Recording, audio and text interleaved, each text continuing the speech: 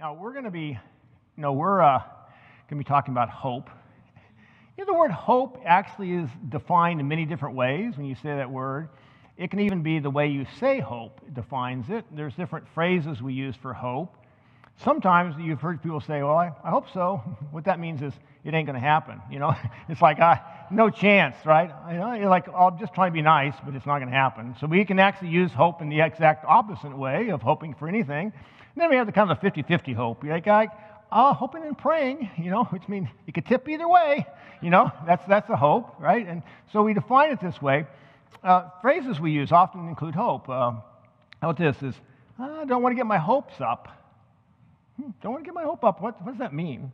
I think that really helps you define the vulnerability of hope, right?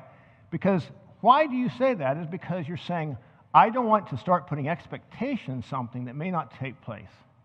I don't want to get my hopes up because I don't want what? Disappointment, right? No one here has experienced disappointment with things they've hoped in, have you?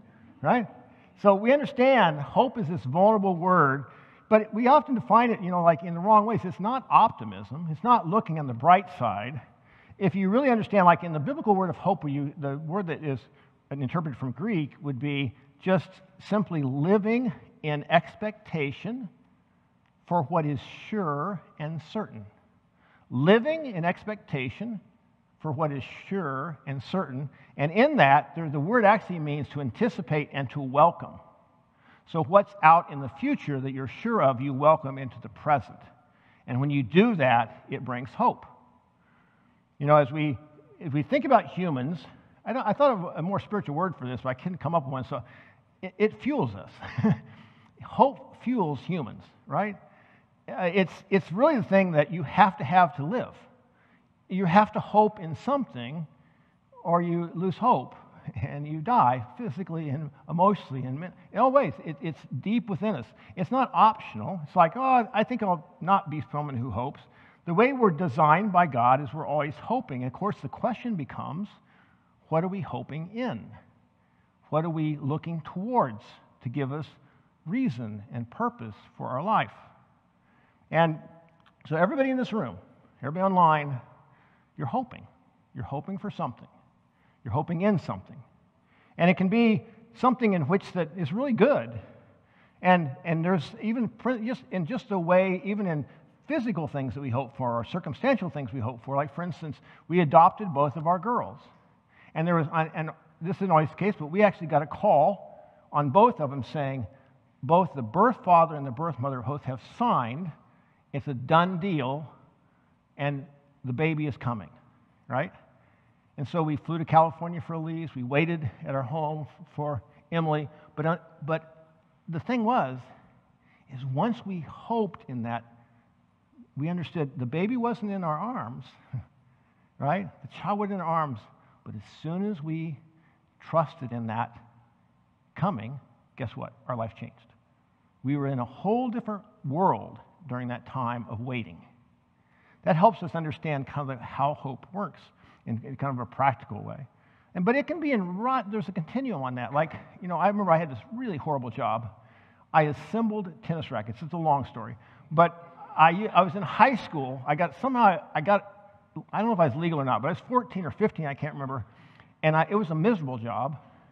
And I thought, how did I do that? I hoped in the money that I was going to get because I could buy a car. I just had the vision of the car that was coming in my mind, and it gave me through that, right? There's places where it can be in those small things. Debbie and I are flying tomorrow to Denver, Colorado, to the National Leadership Meeting at Vineyard. We love those people. We can't wait to see them. Kind of having a rough week. Guess what I thought of? Next week. So there's a spot. I'm looking at what's ahead.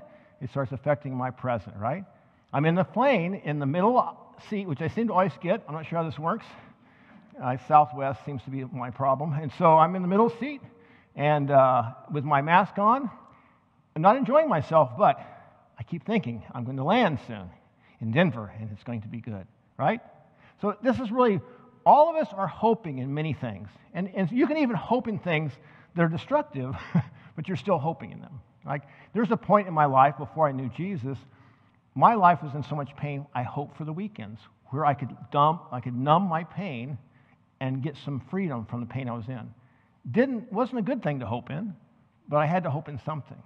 And so as we look at this, understanding everybody here is putting your hope in something. And as Christians, we know the right answer, like we're supposed to put the hope in God, but we're going to talk about that and how that really looks. You know, when we start recognizing this thing about hope, we start understanding, okay, the hard thing about hoping in this world, in these temporal things, is we don't know if they're really going to happen. Now, if you're real young in this room, you still kind of think they're all going to happen. But if we went and asked everybody individually, we won't put you on the spot anymore. We've done enough with Easter eggs. If we put you on the spot and say, I want you to tell me about if you ever had a deep disappointment, almost crushed you in your life, that you really believed was the right thing, the thing that was good that was coming, the thing that you thought might happen. Everybody would have stories, right? And the older you get, the more stories you have, because you start realizing this world is not fair. This world is broken in sin, and this world has a place in which that there's pain and suffering. And so those things, sure, we have times in which hopes are fulfilled, but many times those hopes aren't. And the reality of it is even if you have a good string of a lot of hopes being fulfilled, you think, you know it could change. It's just an uncertainty, right? We'll still always hope for better things, but what we actually need is we need what is referred to as living hope. The Bible refers to it as living hope. It's a different way because we can hope in things and think this is the right thing. And have you ever had that before? You think this really felt like the right thing, and all of a sudden it just crumbles on you. When you think about Peter, that's what you see. When you look at Peter, I love it in Peter in the story because it's kind of like a documentary. It's like how he went through the whole thing from the Lord's Supper on, and you can kind of see what happened step by step. And so it started, Peter's all ready to go. He's hoping, man. He's full of hope, and he thinks he understands who Jesus is. He thinks he understands where this is going to. He thinks he's clear on this. He's putting his weight on this. He's putting his life on the line with this. And then all of a sudden, things start happening. After the Lord's Supper, he gets a little hazy, like, oh, man, he said some things that are confusing there. And all of a sudden, he's in the garden, and he's crying out to the Father, and he's getting a little shaky, right? But then he gets to a point that he gets arrested, and he's like watching this, and then he watches him have a mock trial and be beaten and crucified, and he dies. You have to understand, what you see is Peter, he had expectations in what was coming, but he had the wrong expectations of what was coming. And guess what? His hope was crushed. But then what we see at the resurrection, we see the empty tomb, and what we have at that point, you start seeing this thing build within Peter. He starts thinking, wow, there's something else, and a different hope, a true hope, a living hope that we're going to talk about, started forming to the point that as he had an encounter with Jesus after the tomb, it went another notch, and then the ascension, it went another notch, but then at Pentecost, the Holy Spirit came, and he received this living hope, and it changed him. He became a whole different person because of having this living hope. And so, now, here we have Peter, who has lived a long life. So he wrote to the church, after he wrote to the church, and it was over 30 years after the resurrection. And the thing is he's just had a beautiful life since then. No, Rome has got meaner. I mean, they're doing horrible things. And he's been in jail, and right after, not long after he wrote this letter, he was crucified. So it wasn't like he had circumstances that started switching all around after Pentecost, but he had a living hope. And what you see is after 30 years, it actually became greater, not weaker. It didn't fade off. It actually built. And so he's writing to us, he's writing to the church, and he's wanting us to understand this living hope. This is for us. And what he says is, praise be to God and the Father of our Lord Jesus Christ. In his great mercy, he has given us new birth into the living hope through the resurrection of Jesus Christ from the dead, and into an inheritance that can never perish spoil, or fade. This inheritance is kept in heaven for you, who through faith are shielded by God's power until the coming of the salvation that is ready to be saved, ready to be revealed at the last time. So what I love about this, he's speaking of this living hope. A couple things about living hope. He makes it clear is it's not temporal. And it will never leave. It will never perish. It won't go sideways. You guys ever had hopes that went sideways and spoiled? You know, it will not fade off. It actually is so strong it will become stronger as you live in it. And so you look at this, it's a place in which that, and I love the way it puts it. It won't spoil, it won't perish, spoil, or fade. And then it's secured and shielded by God, our faith in these things. And he's protecting it. So it can't be taken. It can't be stolen. It can't be overcome. And then the last part is, it's an inheritance. It's an inheritance. It's a guaranteed inheritance that's coming, guaranteed and backed by God. That's way better than backed by whoever else backs our things. Like, it's backed by God. Now, in Romans, Paul puts it this way: we've gained access by faith into grace, and now in which we stand. We boast in the hope of the glory of God. In other words, it's so firm that we can say, I can be boasting in it now. I can be thinking about it now. I can be taking it now before I even have it. I'm actually able to experience it. And he goes on, and, he goes on, he says, in this we greatly rejoice. In this we greatly rejoice, though for a little while you may have had to suffer grief of in all kinds of trials. These have come so that the proven genuineness of your faith, of greater worth than gold, which perishes even though refined by fire, may result in the praise, glory, and honor when Jesus Christ is revealed. As you think about this, I love how it talks about this, is that first off, we just greatly rejoice in this. We just live in this place of gratitude for it. When you grasp what your future is, you live in thanksgiving. The more you grasp it, the more grateful you become. And so as you look at this, as he talks about this, I love where he talks about this place of perspective. You know, he says, because what he's doing, he's saying, wait a second, what is this hope like in a world that is far from perfect, in a world that is broken, in a world that has such evil and injustice and racism and pain and suffering? How does this hope work in this? And he recognizes that we're living with this hope in a world that is far from perfect. And I love what he says in this, because he says, we have this just for a little while.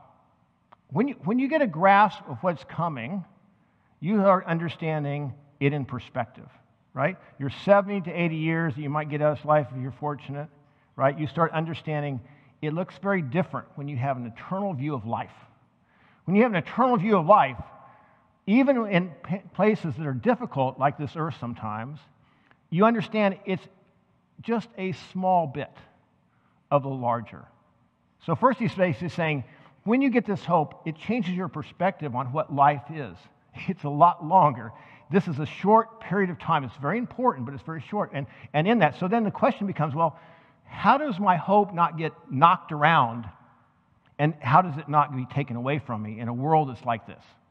And he addresses this, and what he talks about, he compares it to gold. And what he compares it to, he's saying the thing that we would think that would get us the most good things that we hope for, gold, it's not even comparable. Why? Because gold perishes. But this hope continues on. In other words, gold will not make it. You can't take it with you. You guys heard plenty of jokes about that. Or you can't take that with you. It's a 70 to 80 year, use. That's it. It's not worth much. So the comparison is like, this is so much more important than any amount of gold you could have, to have this hope. But then it's interesting because it speaks of it more like, but there is something that I can compare it to gold, what he's saying in this last part. He's basically saying, when gold is under pressure and refined by fire, right, the impurities come out and it becomes stronger and more pure. So what it's saying is, what it is like is that your faith in this place of hoping in what's ahead, as you have that become your living hope and trials come, it doesn't weaken that faith. It doesn't weaken that hope. What it actually does, it strengthens that hope. It makes that hope more clear and more profound, and you live in that hope to a greater degree. So as things come against it and you turn to that eternal hope, these things actually create increased hope. And we see scriptures that talk about that all the way, where all these things take place in difficult times, and the result ultimately is that we come out with hope because of how this works. And so, as he's addressing this place of the falling world, he goes on, and then he talks about something I think is real important. He compares it to this place of it's a relationship. He says, though we have not seen him, you love him. And even though you do not see him now, you believe. In him we are filled with inexpressible and glorious joy, for we are receiving the end result of your faith, the salvation of your soul. You know, it's a living hope. Salvation isn't something that was you say this prayer and you get the contract and Jesus puts it in the drawer until you die, right? Or something like that. Salvation is part of what we experience. God redeeming and bringing life out of us from the very beginning, and it's very relational. The living hope is Jesus himself.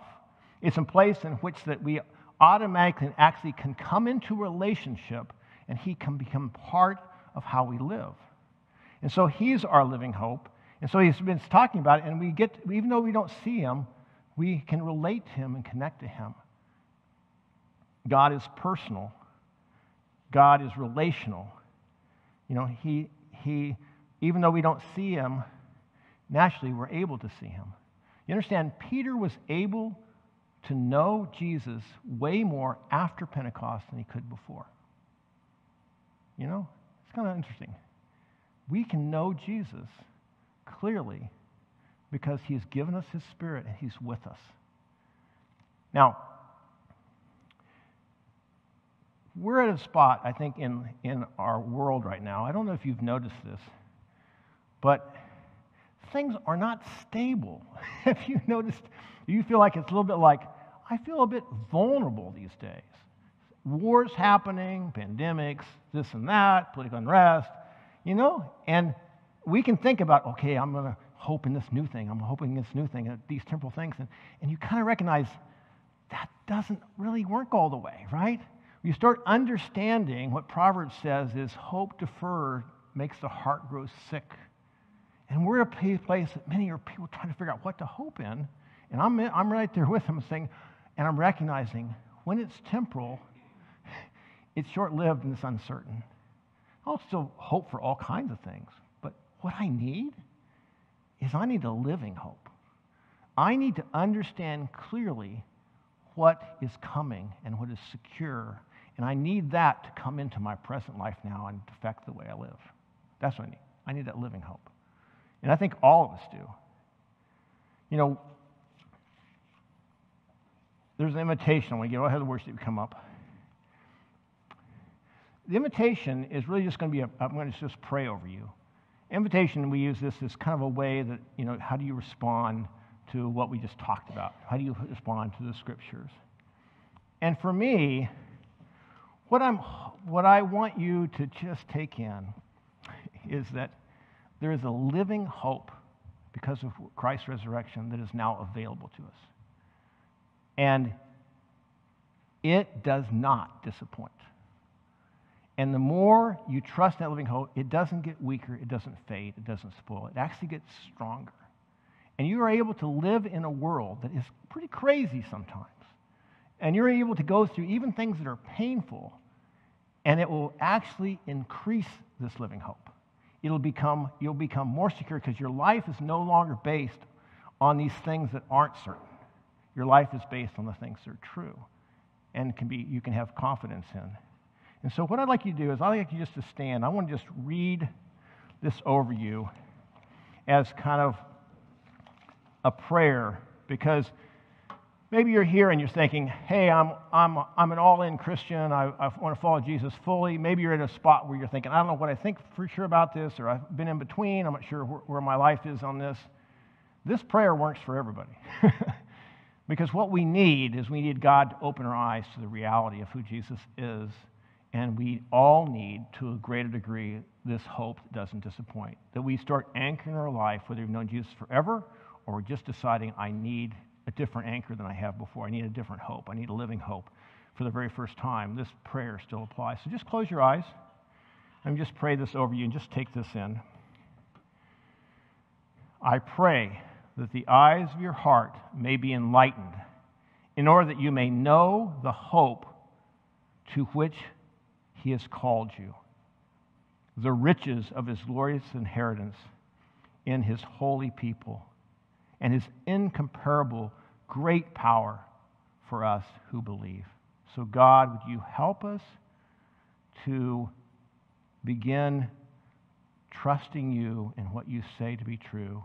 Would you allow us to yield our life to you, to quit trying to run our own life? I say this to myself, quit trying to run my own life, and allow you to lead me. I need you, Jesus. I need this living hope at a greater degree in my life. God, open my eyes to this. Help me trust in it. Show me how to live this way. Yes, these things in Jesus' name. Amen.